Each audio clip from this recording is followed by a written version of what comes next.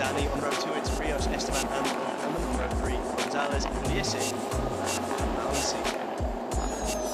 Behind them, Alzina, Marco Morelli and Leonardo Bruzzo. Row 5, Danish, Singapore and Mitani. Row 6, Ramasto Fuji. Row 9, Cielo, Agostinelli and Vargas.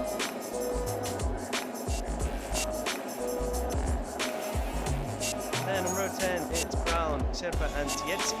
Row 11, Francois and Wojciechowski. To pit lane for the warm-up lap, meaning he's going to have some penalties coming his way. What's happened, and not to give too much away of what happened in previous races, but it definitely happened in Junior GP. It happened at Ski. Tietzi, and there'll be an inquest. Frustrating. An inquest. There'll be an inquest, I think, in the weeks after this before we head off to Magny Core for round 3. But yeah. An incredible show of physical capacity to be able to deal with it whilst riding a bike, wearing those leathers. I mean, it's just tremendous that they're able to do what they do at this temperature. Rico Salmela attempting to get the better of Brian Uriarte on the outside, but Uriarte powering through with the inside line to take victory. Uriarte rolls up then to pole position with a matter of moments before we will see the red flag and green flag waved, and we've more problems. Eduardo Bartola, I think, is this? It is, yeah. Okay, we're off and about to go racing. Eyes on the light. Junior GP race 2 is underway. Huge wheelie from further back in the grid, but it's Brian Uriarte who gets away all right. But he's got the same company, Leonardo Zani from the outside of front row. Look, going to take the whole shot up the inside. The crash at the back of the pack. Jesus Rios then is in 4th position with Joel Esteban and Casey O'Gorman, as you were then for row 2 as it was. But it is Joel Esteban firing it up the inside of Jesus Rios, but Rios puts the nose off him as we lose Ivan Serpa at incredible ability there to get the best of Brian Uriarte, get the whole shot there when he's starting on pole. I mean, absolutely sensational stuff. I mean, how audacious do you need to be to do that to Brian Uriarte after what we've seen from him so far in this competition? And Uriarte has been down in P5 now. He's got Casey O'Gorman on his rear wheel too. Is there more trouble coming the way of Uriarte, or can he fight his way back here? Coming through the last couple of corners. Yeah, so Zani, no, he's opened up quite a gap here. He's got a few tenths over his teammate here in Jerez. So, turn 1, Zani's got the advantage. Uriarte is firing himself though up into 3rd position. Esteban going to hang it on the outside, but settles into 4th. He's got Rios on the inside, so Esteban's down in 5th. This is more of what he's capable of, but for the time being, it's Zani who's just getting away from it. Uriarte compensating now on this second lap for what happened in the first lap in that relatively poor start, but he's got Salmela right next to him here, and Rios not far behind at all. The timing screens, and with no major movers or shakers, just a couple of riders slipping one way or another by a position or 2. But back out front, it is Zani over Uriarte, and then it's Rios, and they go side by side here. Joel Esteban and Rico Salmela, and Joel Esteban comes out to close that gap down, and he is closing that gap down. He's into the slipstream of Leonardo Zani as we come through the final corner. Let's see what Uriarte has in store. Can he make a move for the lead coming into turn 1 here? Yeah, but it's Uriarte who's setting the fastest lap at 1:46.004. Absolutely sensational, almost in the 1:45s there from Brian Uriarte as he looks to catch Leonardo Zani. Brilliant stuff from the championship leader. Bring it to turn 6. We're on the back straight here. Uriarte's adopting the outside line. It's working for him. He's back in the lead, Brian Uriarte, and it's much like what it was in race 1. Uriarte over Zani with Jesus Rios in pursuit. What is different is now ahead of the riders around him. He can keep that position and start eating up some of the track ahead and really try and catch up with the leading 3. Well, that's what he's got to aim to do now.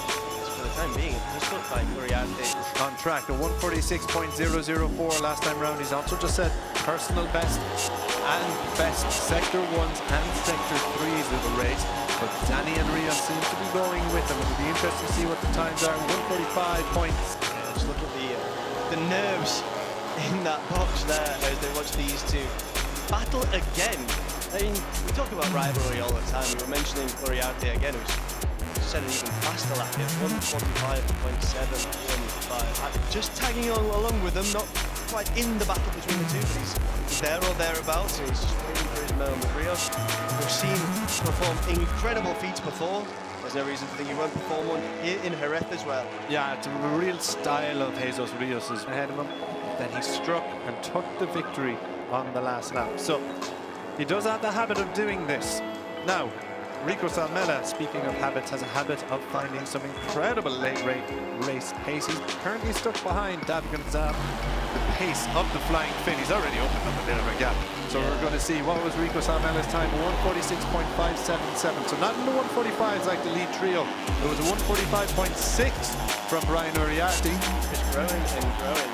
In the previous lap, Uriarte almost a second faster than Salmela, who it's true was battling for that 4th position with the likes of David Gonzalez, Joel Esteban, and Casey O'Gorman's also involved there. They were chopping and changing.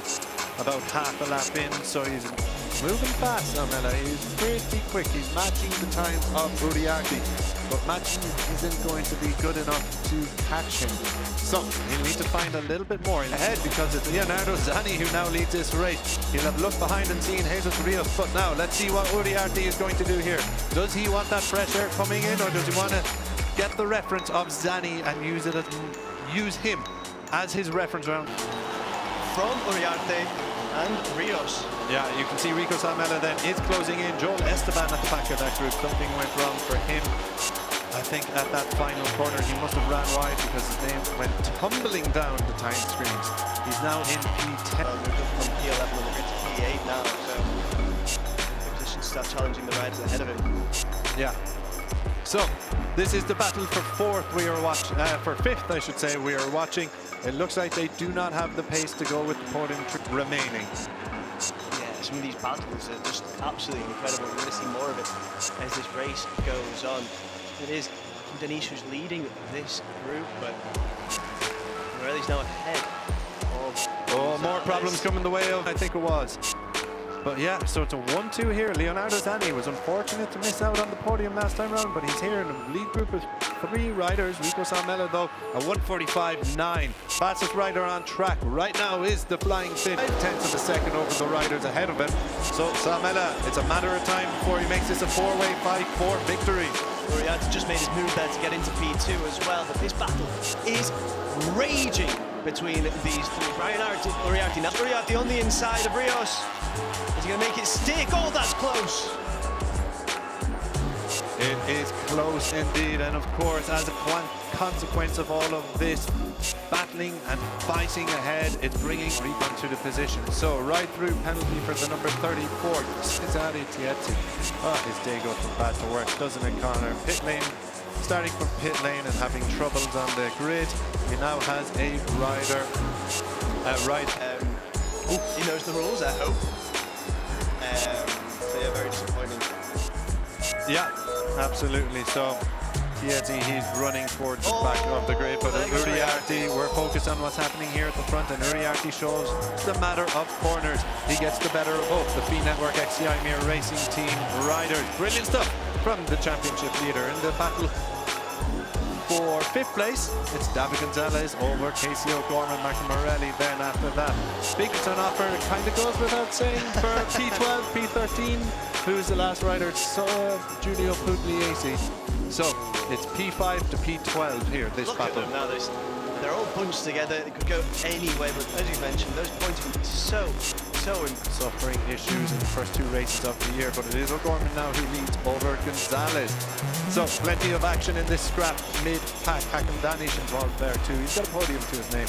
Picked that up in the opening round in Portugal. Back out front, it's as you were, Brian Earn's riders. He's now, what, less than 1 second. He was 2 seconds away. You can see it there. You don't need me to tell you the times. You can see Salmela is closing. It's a brilliant few laps for the Finnish rider. Yeah, he's running, but for how long? He's got Danish just behind, and that is chopping and changing all the time. Back at the front, it is still Uriarte, and now he's got Zani looking to get the inside line there, just not quite close enough as we go through turn 5. Those Rios recently. So, live championship standings, Uriarte, as things stand, would be 3 from 3. Rico Salmela running in 4th position with both 26 points behind. So you can see the importance of this charge from Rico Salmela to keep himself within. Yeah, about the 5th, absolutely incredible, but as is this performance from Uriarte. We saw him coming under real pressure from Danny and from Rios, dropping back, and he showed real composure to claw his way back to the front, which is throughout the weekend to be a contender. Of course, he is one of the front runners of this Junior GP took up class in 2025, but his pace has been excellent, and many have tipped him to go with Uriarte all the way this weekend. Not the perfect start, but he's riders in here as well, so it's pretty good watching, I would say here. Gonzalez leading over Danish, Casey O'Gorman, big points on offer. Pugliese in there as well. Absolutely fantastic. I don't know if you've seen any of the recent social media stuff that the Junior GP did the quiz with our Junior GP social media team. Absolutely fantastic. Danny and Sergio putting it together. Fantastic stuff as always from the guys. So yeah, watch that. Go to the follow Junior GP on social media and watch the quiz with Rico Salmela. And Leonardo Zani, much like it was in race 1, just going wheel to wheel, matching him blow for blow, the championship leader Brian Uriarte. But now he's still got problems coming from behind. Rico Salmela and Jesus Rios are on the charge. Salmela particularly has all to play for. Big points on offer between P5 and P12. Oh, Gonzalez goes wide there. Very unfortunate. He was pushing that. Danish is leading this group, and Gonzalez, despite that moment, is still very much half a second quicker than the riders around him. None of the other leading quartet have been in the 145s last time around, but it doesn't matter much because Jesus Rios has decided he's had enough of being in 4th position and fires himself back into the podium places. But Salmela's pace. in the battle, well, it's a different story. Yeah, different story at the front too. Leonardo Zani now has control of the race. Brian Uriarte slipping into 2nd position once again. Zani has had some experience leading the race, this race too already, but he does have some serious talent. Race. Brian Uriarte now in 3rd position. Has he got an answer to Jesus Rios, who's just relegated him there on the front straight? He does not. What about the battle for 5th? Hakim Danish still leading over Casey O'Gorman. Then it's Esteban and Pugliese. But it's Danish on for good points here, sitting 4th in the championship. Absolutely, yeah. I don't think we could say that we were surprised by his performances either. He's been absolutely brilliant. As you mentioned in Estoril with the podium, now here. Just a shame that he wasn't able to catch up with this leading group. There's contact there between Rios and Uriarte. And both the Network riders find themselves falling. Veda Ega Pratama dan Jalan Sunyi menuju puncak dunia balap. Mentari musim panas Prancis menyinari sirkuit de Nevers Magnitours pagi itu. Di padek tim Astra Honda, seorang pemuda berdiri dengan mata tertuju pada trek yang belum pernah ia taklukkan. Bukan sekadar memandang, tapi mencoba meraba tiap tikungan dalam imajinasinya, seolah sedang menyusun teka-teki masa depan. Pemuda itu adalah Veda Ega Pratama, harapan baru bangsa Indonesia dalam dunia balap motor dunia. Hari itu, Veda bersiap menghadapi tantangan baru di putaran ketiga Junior GP World Championship 2025. Ini adalah trek yang asing baginya. Tidak seperti Mugello yang telah ia kuasai beberapa pekan lalu, Magnitours belum pernah ia jajaki sebelumnya. Tapi jika ada satu hal yang telah ia pelajari sejak kecil, adalah bahwa setiap tikungan yang tidak dikenal selalu menyimpan peluang besar bagi mereka yang berani. Veda bukan lagi remaja polos yang terkesima dengan dunia balap Eropa. Sejak kecil, ia telah terbiasa menggilas aspal dalam keheningan kampung halamannya di Gunung Kidul, Yogyakarta. Kini, dengan bendera merah putih di dadanya, ia bersaing di panggung yang mempertemukan para calon bintang MotoGP dunia. Di usianya yang baru 16 tahun, ia sudah membawa mimpi banyak orang Indonesia yang merindukan kehadiran pembalap tanah air di level tertinggi. 2 pekan lalu, di Mugello, nama Veda menggema keras.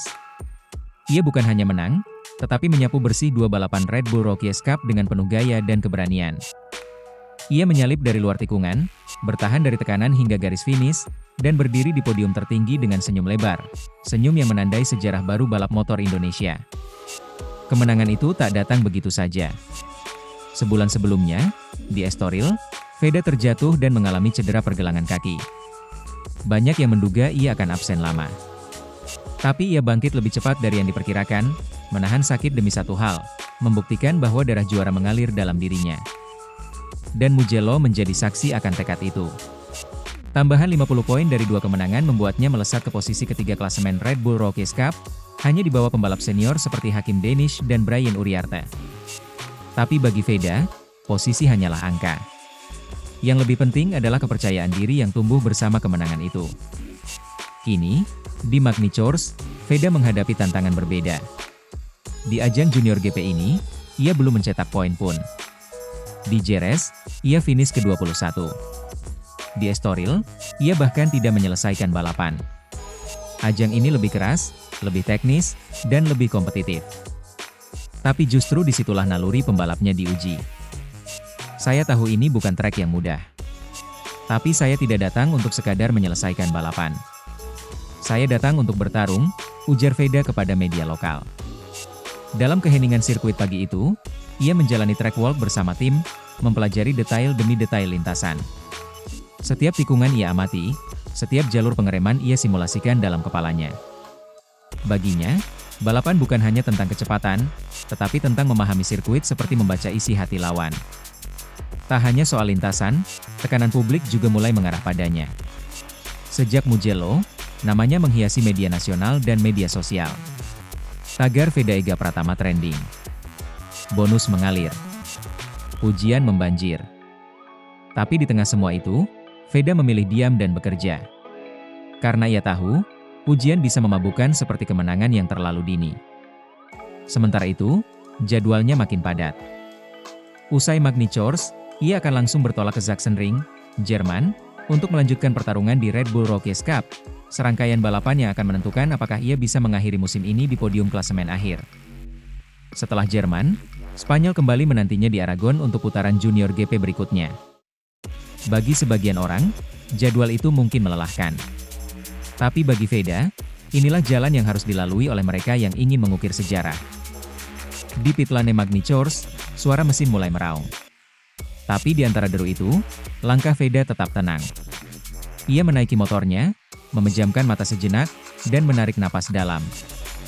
Di balik visor helmnya, tak ada rasa takut, yang ada hanya tekad seorang anak bangsa untuk membawa nama Indonesia lebih tinggi, lebih cepat, dan lebih jauh dari sebelumnya.